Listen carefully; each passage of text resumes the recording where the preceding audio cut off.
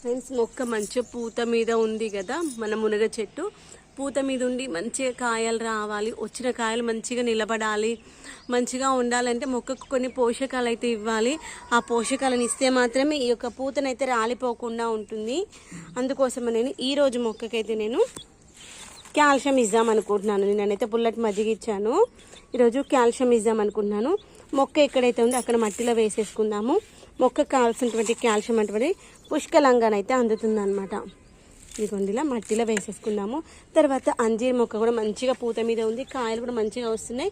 కాయలు రావడంతో పాటు కాయలు పక్షులు కూడా తినేస్తూ ఉన్నాయి.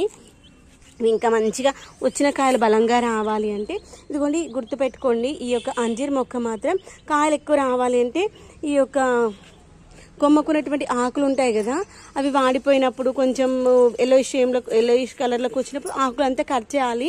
తర్వాత లిక్విడ్ పోషకాలు ఇచ్చేటప్పుడు ఖచ్చితంగా కాండానికైతే ఇవ్వాలి. గుర్తుపెట్టుకోండి, కాండానికి మనము లిక్విడ్ పోషకాలు ఇస్తే కాండానికి వస్తాయన్నమాట కాయలు. అంజీరు ఇదిగోండి ఎంత ముద్దుగా వచ్చాయో చూడండి.